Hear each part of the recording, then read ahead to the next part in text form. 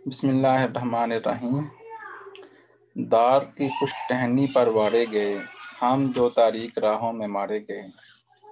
4 April 1979۔ جب پاکستان کے پہلے منتخب وزیر اعظم اور عوام کے مقبول رہنما ذوالفقار علی بھٹو کو تختہ دار پر چڑھایا گیا، آج ان کی 42ویں برسی منائی جا رہی ہے۔ تحریر فاروق اقدس۔ پاکستان پیپلز پارٹی کے بانی چیئرمین کی 42ویں برسی کے موقع پر ماضی کی ایک نظریاتی جماعت، اصول پسند اور بھٹو صاحب کے فکری ہم خیال ان شخصیات کی تعداد انگلیوں پر ہی گنی جا سکتی ہے جو مفید حیات ہیں، لیکن پیرانہ سالی کے باعث عملی سیاست سے قطعی طور پر لاتعلق ہو چکے ہیں۔ تاہم ان میں وہ لوگ بھی شامل ہیں جنہوں نے اوائل عمری میں بھٹو صاحب کی پارٹی کے لیے جنون کے انداز میں کام کیا اور ان کی طرز سیاست کو قریب سے دیکھا اور سیکھا، لیکن آج وہ پیپل پارٹی کی موجودہ سیاست سے نہ صرف بیزاری کا اظہار کرتے ہیں بلکہ ببانگ دہل کہتے ہیں کہ موجودہ پیپل پارٹی بھٹو کی پارٹی نہیں ہے اور نہ ان لوگوں کا پیپل پارٹی کی نظریات اور طرز سیاست سے کوئی تعلق ہے۔ آج پیپل پارٹی جس سیاسی مقام پر کھڑی ہے اس کی بنیادی وجہ یہی ہے کہ بھٹو صاحب کی شہادت کے بعد محترمہ بینظیر بھٹو نے حتی المقدور ان کی جماعت کو ان کی سوچ، نظریات اور مقاصد کو ساتھ لے کر چلنے کی کوشش کی، اس کے لیے صعوبتیں برداشت کی، اسیری کا سامنا کیا، مسلسل جدوجہد سے پارٹی کا نام باوقار انداز سے زندہ رکھا، سازشوں کا مقابلہ کیا اور سارے عمل میں تھکنے سے پہلے ہی اپنی جان کی قربانی دے دی، اور پھر بھٹو اور بینظیر کی پارٹی کے ساتھ جو کچھ ہوا عہد حاضر کے لوگ اس کے گواہ ہیں۔ دیگر وجوہات کے سوا اس کی ایک وجہ یہ بھی ہے کہ بھٹو صاحب کو زندگی کے منظر سے ہٹائے جانے کے بعد پارٹی سنبھالنے والوں نے ان کی سوچ، پروگرام، ترقی پسندانہ نظریات کو اپنانے کے بجائے ان کے دستے خاکی پر اپنی سیاست چمکانے پر زور دیا اور پارٹی پروگرام کہیں پس منظر میں چلا گیا، اور پھر یہی سب کچھ محترمہ بینظیر بھٹو کی شہادت کے بعد ہوا اور بقول جعلی کارکنوں کے پہلے بھٹو صاحب اور پھر محترمہ بینظیر بھٹو کا نعرہ لگا کر اپنا قد بڑھایا گیا اور ذاتی مفادات اور اپنی سیاست چمکانے کے لیے نظریات کی بجائے سیاست برائے سیاست کی گئی اور کی جا رہی ہے۔ یہی وجہ ہے کہ پارٹی صرف ایک صوبے کی جماعت بن کر رہ گئی۔ رہنماؤں پر کرپشن کے الزامات اور مقدمات کے باعث پارٹی کا تشخص بری طرح مجروح ہوا۔ اقتدار کے لیے بھٹو کی پارٹی کے تمام اصول، نظریات، سوچ کو پست پش ڈال دیا گیا۔ تاہم اس بارے سارے افسوسناک منظر کے باوجود آج بھی پارٹی میں ایسے لوگ موجود ہیں جو اقتدار و اختیار کی بجائے اپنے سیاسی دیانتداری اور ماضی کی ایک نظریاتی جماعت سے پورے خلوص کے ساتھ وابستہ ہیں اور اس کی ساکھ اور طاقت کو زندہ کرنے کے لیے موجود ہیں۔ گو کہ ان کی تعداد پارلیمانی ایوانوں میں کم ہی ہے، لیکن یہی دیوانے اور جعلی پارٹی کو حقیقی معنوں میں زندہ رکھے ہوئے ہیں۔ پاکستان پیپلز پارٹی کے بانی چیئرمین کی افسردہ یادوں کے حوالے سے آج پھر 4 اپریل کا یادگار دن ہے۔ آج 42 سال بعد پھر پاکستان بھر میں اور بیرون ممالک اس دن کو بھٹو صاحب کی یادوں سے منایا جائے گا۔ تاہم 42 سال بعد اب پیپلز پارٹی کے سیاسی جائلوں سے زیادہ پارٹی کے وہ نظریاتی کارکن جو بھٹو صاحب کے بعد ان کی صاحبزادی محترمہ بینظیر بھٹو سے نظریاتی وابستگی رکھتے تھے، یا پھر وہ جعلے جو بلاول بھٹو میں اپنے قائد کی شبیہ دیکھتے ہیں، وہ اس دن کو سیاسی عقیدت کے طور پر منائیں گے، لیکن حقائق اس بات کے گواہ ہیں کہ جس طرح پارٹی کے بانی چیئرمین بھٹو صاحب کا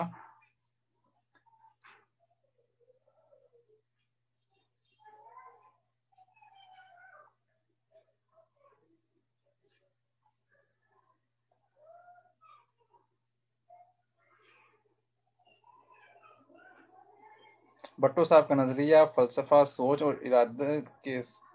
ارادے ان کے ساتھ میں بتدریج پس منظر میں چلے گئے تھے، اسی طرح پارٹی کے سنجیدہ وفادار اور بھٹو صاحب کی سوچ اور ان کے افکار کی ترویج کرنے والے بھی یا تو زندگی کے پس منظر سے چلے گئے ہیں یا پھر حالات کے پیش نظر پس منظر میں جا چکے ہیں۔ تاہم آج بھی ملک بھر میں برسی کی تقریبات ہوں گی جس طرح 5 جنوری کو ان کی سالگرہ منائے جانے پر کیک کاٹے جاتے ہیں اور چھینا چپٹی ہوتی ہے، اسی طرح آج ان کے سوگ میں قرآن خوانی کی محافل ہوں گی، پلاؤ کی دیگیں پکیں گی اور چہلم پر بھی ایسے ہی مناظر دیکھنے میں آئیں گے۔ پاکستان کے ایک قد آور اور بین الاقوامی سطح پر دنیا کے اہم لیڈروں کے صف میں شمار ہونے والے ذوالفقار علی بھٹو کی یادیں اب سال میں صرف 2 مرتبہ منائی جاتی ہیں۔ ان کی سالگرہ پر یا پھر برسی پر ہر سال 4 اپریل کو بھٹو صاحب کی یادیں جب تازہ ہوتی ہیں تو یہ سوال بھی ذہن میں پیدا ہوتا ہے کہ اگر بھٹو صاحب کے گلے میں پھندا ڈال کر انہیں تختہ در پر چڑھا کر ان کا عدالتی قتل نہ کیا جاتا تو آج کا پاکستان کیسا ہوگا، آج ان کی جماعت کیسی ہوتی۔ بھٹو کا قتل کیوں کیا گیا؟ ایک خوفزدہ جرنیل نے اپنے انجام کے پیش نظر یا بین الاقوامی ایجنڈا کی تکمیل کے لیے۔ بھٹو صاحب کا حد درجہ اعتماد کہ انہیں پھانسی نہیں دی جائے گی یا پھر مقدمے کے دوران جارحانہ گفتگو اور اپنے غیر سیاسی مخالفین کو عبرتناک انجام تک پہنچانے کی دھمکیاں اور عزائم، اس کے علاوہ بھی کئی محرکات اور عوامل بھی ہو سکتی ہیں۔ اپنوں کی سازشیں اور اغیار کی گھاتیں۔ بھٹو صاحب نے اپنی زندگی کا آخری شب و روز راولپنڈی کی سینٹرل جیل میں، جہاں اب ایک وسیع و عریض پارک، سینما ہاؤس اور فاسٹ فوڈ کے ریسٹورانٹ بن چکے ہیں، گزارے۔ اس پارک کے عین عقب میں chief of army staff house ہے۔ اس پارک میں آنے والے بچوں اور بڑوں کو شاید ہی اس بات کا علم ہو کہ محض چند منٹ کی مسافت پر پاکستان کی تاریخ کا کیا سانحہ برپا ہوا تھا جب پاکستان کے پہلے منتخب وزیر اعظم کو یہاں پھانسی پر چڑھا دیا گیا تھا۔ ذوالفقار علی بھٹو کی پیدائش 5 جنوری 1928 کو لاڑکانہ میں ہی ہوئی، جو سر شاہ نواز کے تیسرے بیٹے تھے، جنہیں حکومت برطانیہ نے سر کا خطاب دیا تھا کیونکہ سیاست ہند میں انہیں ایک اہم حیثیت اور بڑا مقام حاصل تھا۔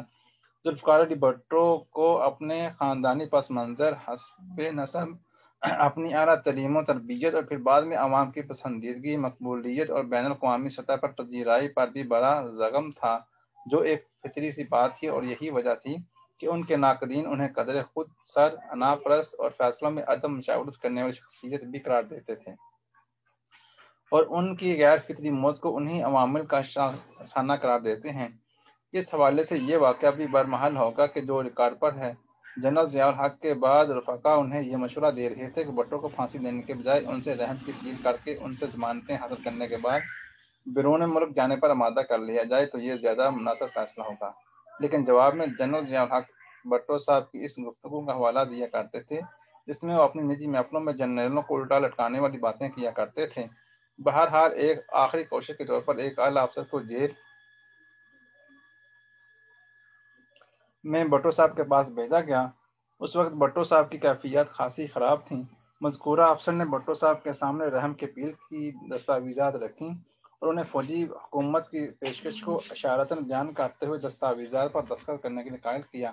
مذکورہ افسر کے مطابق بھٹو صاحب نے دستاویزات پر نگاہ ڈالے بغیر مجھ سے پوچھا، تم جانتے ہو میں کس باپ کا بیٹا ہوں؟ تو میں نے فوراً کہا، جی سر، آپ سر شاہ نواز کے بیٹے ہیں۔ پھر انہوں نے کہا کہ کیا تمہیں ضیاء الحق کے باپ کا نام معلوم ہے؟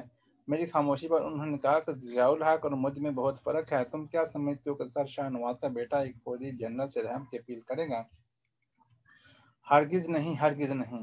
اور بات ختم ہو گئی۔ تاہم اس وقت کی تمام صورتحال سے آگہی رکھنے اور معاملات سے متعلق شخصیات کا یہ دعویٰ بھی ہے کہ اگر ذوالفقار علی بھٹو اپنی زندگی کے لیے معافی مانگ لیتے، اپیل کر دیتے تو پھر بھی جنرل ضیاء الحق کسی صورت بھی انہیں معاف نہیں کرتے اور معافی مانگ کر بھٹو صاحب کو تاریخ اور ان کے مخالفین ایک بزدل سیاستدان قرار دیتے۔ در حقیقت جنرل ضیاء الحق نے بھٹو صاحب کو ختم کرنے کا فیصلہ ایک خوف کے عالم میں کیا۔ یہ خوف کیا تھا، اس کا اندازہ اس طرح بھی لگایا جا سکتا ہے کہ بھٹو صاحب کو معزولی کے بعد پہلی مرتبہ مڑی سے راولپنڈی لایا گیا اور پھر وہ لاہور گئے تو ان کے شاندار استقبال کے لیے وہاں جمع ہونے والے لوگوں کی تعداد 1 لاکھ سے بھی کہیں زیادہ تھی، جو انتہائی پرجوش تھے، اور عینی شاہد بتاتے ہیں کہ پیپلز پارٹی کے کارکنوں کا جو واقعی جالے تھے۔ اگر بھٹو صاحب حکم کرتے کہ مجھے ایک آمر سے پناہ دو تو یہ کارکن انہیں حصار میں لے لیتے اور منظر بھی بدل جاتا اور تاریخ بھی۔ ضیاء الحق نے صورتحال کو بانپ لیا تھا اور وہ سمجھ گیا تھا کہ اگر میں بھٹو کو زندگی بخش دی تو میری زندگی کی کوئی ضمانت نہیں ہوگی، اور اسی خوف کے عالم میں جنرل ضیاء الحق نے ہر صورت میں بھٹو صاحب کو تختہ در پر چڑھانے کا فیصلہ کیا۔ انتظامیہ کے اعلیٰ حکام کا خیال تھا کہ شاید بھٹو صاحب کو میاں والی جیل منتقل کیا جا رہا ہے اور انہیں وہاں پھانسی دی جائے گی، کیونکہ راولپنڈی میں یہ خبر پھیلنے سے ملکی اور غیر ملکی ذرائع ابلاغ فوری طور پر پہنچ جائے گا اور پھر کارکنوں کی طرف سے فوری اور کسی جذباتی رد عمل کا بھی خطرہ تھا۔ پھر اس وقت صرف پاکستان پیپلز پارٹی ہی نہیں بلکہ دیگر کئی حلقوں میں بھی ایسی باتیں ہو رہی تھیں کہ یاسر عرفات اور قذافی سمیت اسلامی دنیا کے اہم لیڈر جو بھٹو صاحب سے ذاتی تعلقات رکھتے تھے، وہ عین موقع پر ان کی رہائی کے لیے کوئی بڑا اقدام کر سکتے ہیں۔ افواہیں گرم تھیں، قیاس آرائیاں کی جا رہی تھیں، جن میں یہ بھی کہا جا رہا تھا کہ رات کی تاریکی میں کسی اسلامی ملک کا طیارہ جیل سے بھٹو صاحب کو لے کر پرواز کر جائے گا، لیکن ایسا کچھ بھی نہ ہوا اور بھٹو صاحب کو طے شدہ منصوبے کے تحت تختہ دار پر چڑھا دیا گیا۔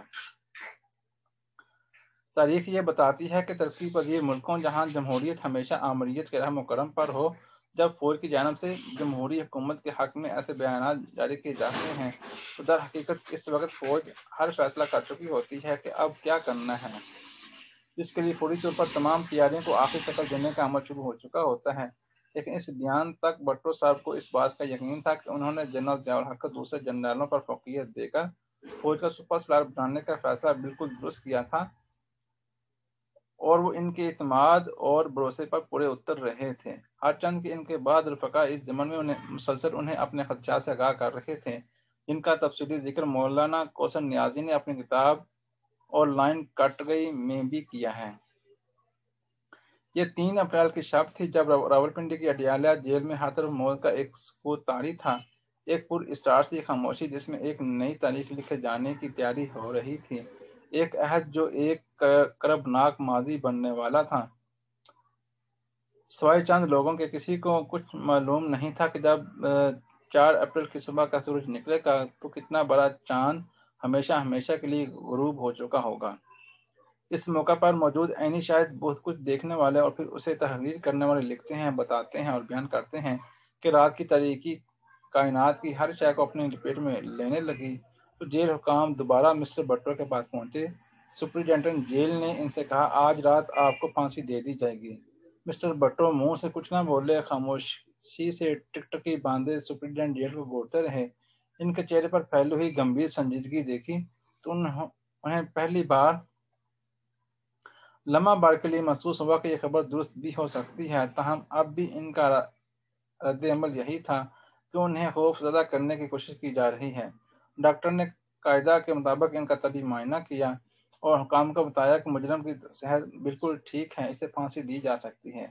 سپرنٹینڈنٹ جیل اور دوسرے عہدے دار واپس جانے لگے تو مسٹر بھٹو نے کہا، مجھے شیو کا سامان فراہم کیا جائے۔ انہوں نے کئی دن سے شیو نہیں کی تھی، جس سے داڑھی کافی بڑھی ہوئی تھی۔ مسٹر بھٹو نے بڑھی ہوئی داڑھی پر ہاتھ پھیرتے ہوئے انگریزی میں کہا کہ میں اس داڑھی کے ساتھ نہیں مرنا چاہتا۔ انہوں نے یہ خواہش بھی ظاہر کی کہ انہیں ایک جائے نماز اور تصویر بھی فراہم کی جائے۔ یہ پہلا موقع تھا کہ انہوں نے اس طرح کی خواہش ظاہر کی، ورنہ اس سے پہلے ایک موقع پر جب اخباروں میں یہ خبر چھپی کہ مسٹر بھٹو نماز پڑھنے لگے ہیں تو انہوں نے جیل حکام سے نہایت سختی کے ساتھ اس خبر کی تردید کرنے کے لیے کہا۔ ان کا خیال تھا کہ اس طرح یہ تاثر پیدا ہوگا کہ ان کے اعصاب جواب دے چکے ہیں اور ان میں جیل کی صحبتیں برداشت کرنے کی سکت باقی نہیں رہی۔ اس وقت انہیں قرآن پاک کا ایک نسخہ بھی فراہم کیا گیا، لیکن کسی نے انہیں ایک دن بھی اس کی تلاوت کرتے نہیں دیکھا۔ بہرکیف تمام مطلوبہ چیزیں انہیں فراہم کر دی گئیں۔ شیو بنائی، پھر آئینے میں دیکھتے ہوئے اپنے چہرے پر ہاتھ پھیرا اور کسی قدر مسکراتے ہوئے آہستہ سے بولے، اب ٹھیک ہے۔ مسٹر بھٹو نے تسبیح اٹھا لی، لیکن کچھ پڑھنے یا ورد کرنے کے بجائے انہوں نے اسے اپنے گلے میں ڈال لیا۔ آج پہلی رات ہے جب شام کے کھانے کے بعد مسٹر بھٹو نے کافی پی نہ سگار سلگایا، حالانکہ یہ دونوں چیزیں ان کی کوٹھی میں موجود تھیں۔ انہوں نے کھانا بھی معمول کی نسبت کم کھایا اور کھانے کے بعد چہل قدمی بھی نہیں کی۔ وہ فوراً فرش پر بچھے فوم کے گدے پر لیٹ جاتے ہیں۔ جب کوئی نگران ادھر سے گزرتا ہے وہ گردن گھما کر اسے دیکھتے ہیں اور یہ ظاہر کرنے کی کوشش کرتے ہیں کہ وہ بالکل نارمل ہیں۔ شام کو جیل حکام نے جب کہا کہ وہ اپنی وصیت تیار کر لیں تو انہوں نے کاغذ اور قلم مانگا اور لکھنا شروع کر دیا۔ 2 صفحے لکھ چکے تو نہ جانے کیا خیال آیا اور انہوں نے کاغذ پھاڑ دیے، پھر مشقتی سے کہا،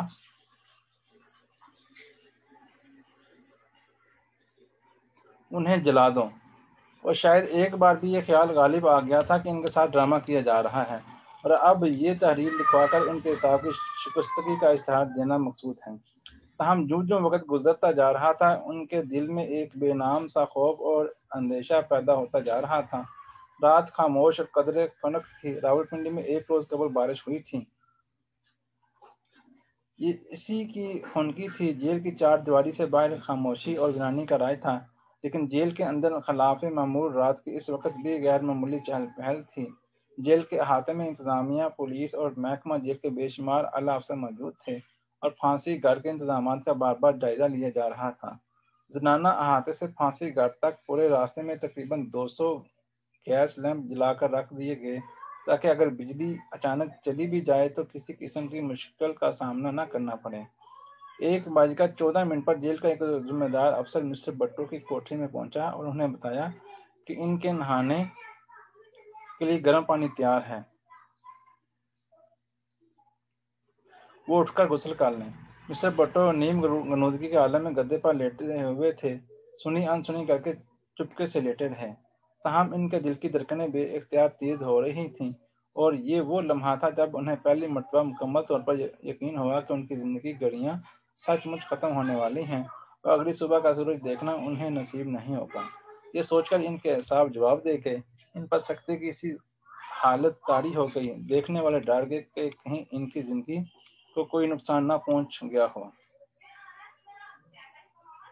یا انہوں نے کوئی زہریلی چیز نہ کھا لی ہو۔ چنانچہ فوری طور پر ڈاکٹر کو بلوایا گیا۔ ڈاکٹر نے انہیں چیک کیا، اسٹیتھوسکوپ سے دل کی دھڑکن چیک کی، آنکھوں کی پتلیوں کا جائزہ لیا اور بتایا کہ گھبرانے والی کوئی بات نہیں، مسٹر بٹو بالکل ٹھیک ٹھاک ہیں۔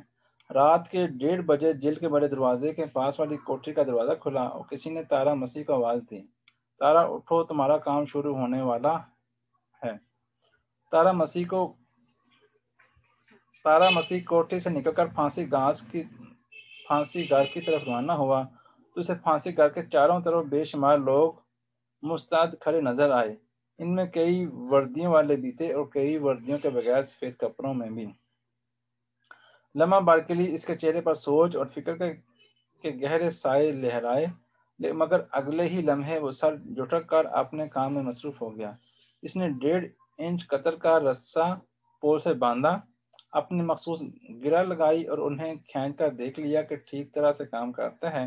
اس کام میں ایک اور جلاد نے بھی اس کی مدد کی۔ 1:45 سپرنٹنڈنٹ جیل نے مسٹر بٹو کو موت کے وارنٹ کا متن پڑھ کر سنایا۔ اب انہیں 100% یقین کرنا پڑا کہ جیل حکام ان سے کوئی ڈرامہ نہیں کر رہے، معاملہ واقعی سیریس ہے۔ اس عالم میں ان کی حالت دیدنی تھی، دل بے اختیار بیٹھا جا رہا تھا۔ چند لمحے تصویر حیرت بنے، وہ سپرنٹنڈنٹ جیل کا منہ تاکتے رہے، پھر قوت ارادی سے کام لے کر انہوں نے اپنے حوصلے کو یکتا کیا اور آہستہ سے بولے، مجھے وصیت لکھنی ہے، کاغذ چاہیے۔ انہیں بتایا گیا کہ اب وصیت لکھنے کا مرحلہ گزر چکا ہے۔ شام کو انہوں نے وصیت لکھنے سے انکار کر دیا تھا، اب یہ انتظام ممکن نہیں۔ پھانسی کے لیے 2 بجے کا وقت مقرر تھا اور اب دیر ہوتی جا رہی تھی۔ سپرنٹنڈنٹ جیل بلیک وارنٹ کا متن سنانے کے بعد انتظامات کا آخری جائزہ لینے کے لیے پھانسی گھر کی طرف چلے گئے۔ ڈپٹی سپرنٹنڈنٹ جیل، بعد اعلیٰ فوجی اور سول افسر اور مسٹر بٹو موت کی کوٹری میں رہے۔ پھانسی پانے والے مجرموں کو عام طور پر چست قسم کا مخصوص لباس پہنایا جاتا ہے، لیکن مسٹر بٹو نے یہ لباس نہیں پہنا، وہ شلوار قمیض میں ہی ملبوس رہے اور پاؤں میں چپل تھی۔ انہوں نے نہانے سے بھی انکار کر دیا، ان کی ٹانگیں بے جان سی ہو رہی تھیں اور ان میں کھڑا ہونے کی ہمت بھی نہیں رہی۔ دیکھنے والوں کے لیے ایک مایوس کن منظر تھا، سب ان سے بلند حوصلے اور مضبوط اعصاب کی توقع رکھتے تھے۔ ڈپٹی سپرنٹنڈنٹ جیل نے مسٹر بٹو سے چند قرآنی آیات کے ورد کے لیے کہا۔ مسٹر بٹو خاموش رہے۔ اب ڈپٹی سپرنٹنڈنٹ جیل نے ایک ہیڈ وارڈن اور 6 وارڈن کو طلب کیا اور ان کی مدد سے مسٹر بٹو کے دونوں ہاتھ اس پر لے جا کر ایک رسی سے مضبوط باندھ دیے گئے۔ اس کے بعد 2 وارڈنوں نے مسٹر بٹو کو دائیں اور بائیں بازوؤں سے پکڑا اور انہیں تختہ دار کی طرف لے چلے۔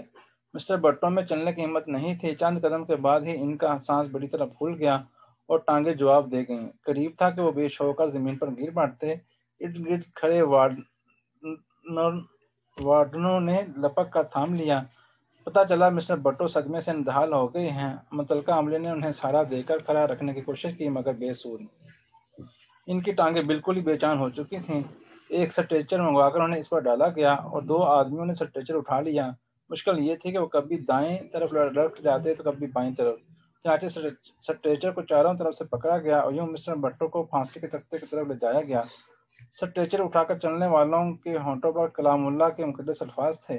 ساری جیل تلاوت قرآن پاک کی آواز سے گونج رہی تھی۔ تلاوت کلام الہی کرنے والے موت کے چبوترے کے گرد بھی کھڑے تھے کہ یہی جیل کا دستور ہے۔